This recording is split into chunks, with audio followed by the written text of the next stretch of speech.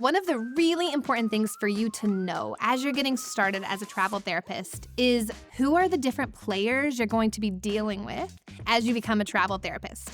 It's important because if you know who does what, you'll know who to bring these questions to, who's responsible for this. And so I'm going to talk about the 5 main players for you to know up front to help you get started. Player number 1 is going to be the recruiter. That is probably the person that you will talk to and experience the most with. And I'll even say recruiters, because you as a travel therapist should have about 3 recruiters from 3 different agencies, because the agencies have access to different jobs. So that's very important.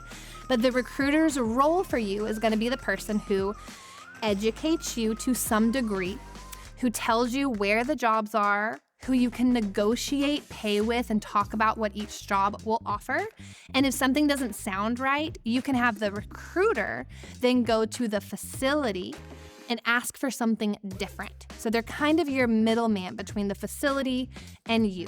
And they're also just your go-to person. So as you say yes to an assignment, they should be the one to check in on you, see how it's going. If you have any ethical questions or you're not sure, if this manager is doing the right thing, you're having a hard time at your apartment, whatever little issues are going on, you should be able to call your recruiter and they talk you through it or have your back if it's something bad going on.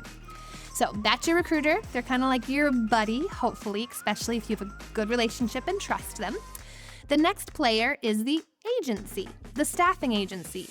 They hold a whole different role. So the recruiter works for the staffing agency, but the staffing agency big picture is the one that's going to have access to different jobs. There's people inside the staffing agency that go out and try to find new jobs, which is why different staffing agencies have access to different jobs.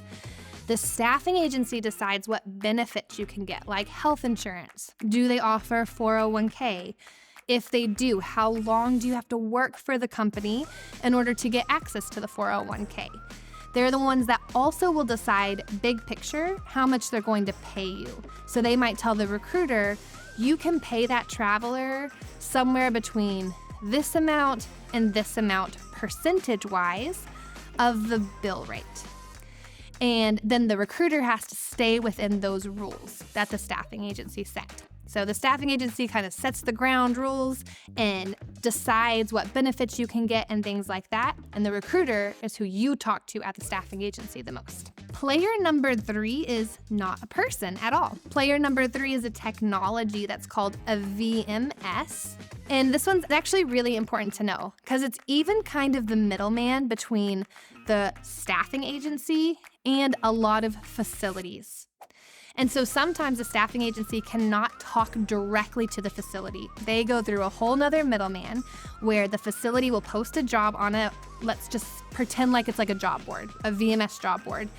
And the recruiter can look and see what jobs are on this VMS that have openings.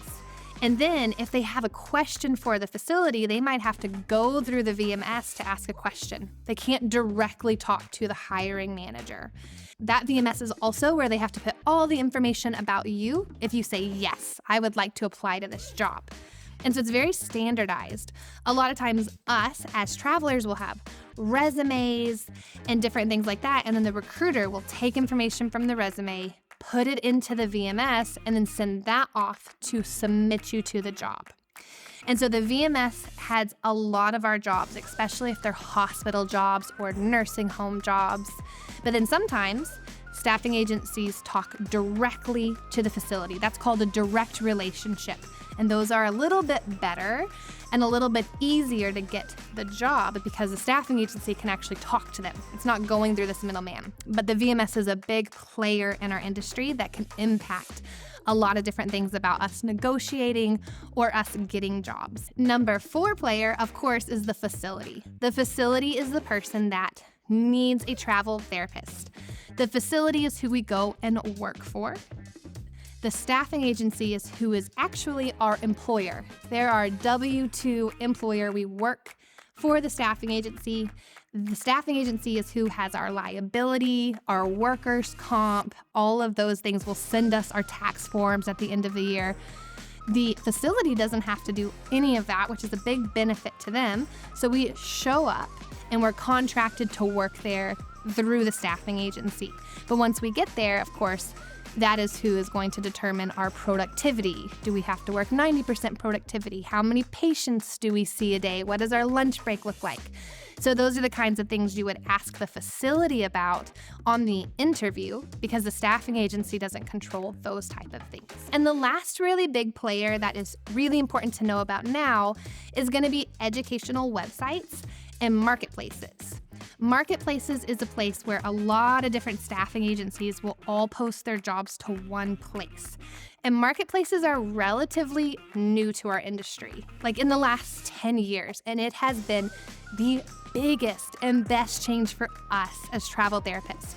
Before they existed, we could not see pay packages up front. We could not compare pay packages between companies because it was all hidden. Now, we can go to these marketplace job boards and look and see what multiple different companies are offering. Because sometimes staffing agencies do have the same job, and we want to make sure we're getting paid fair. So using marketplaces and job boards is crucial to making sure you understand what you're worth in each location, because it is different per location. And also, there's a lot of sites out there that have wonderful blogs and great education. And way more than the recruiter, who just doesn't have hours and hours and hours to be our personal coach. These blogs and resources, and even things like this channel right here or online courses, things like that are going to make you be such a better travel therapist. And what does that mean? It means you'll probably say yes to better jobs, not get the red flag traps, not get the bad recruiters, and ultimately get paid more. So those educational sites are very crucial for you to be an empowered therapist.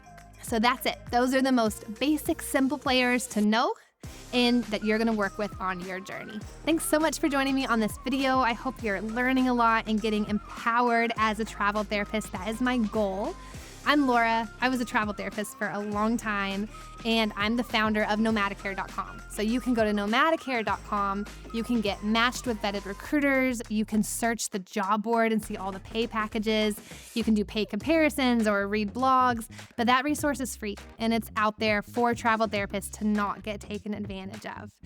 And please like, subscribe to this video, leave a comment if you want, and we'll write you back. And join us for more videos where I'll keep teaching you all about this industry so you can feel confident and go out there and travel.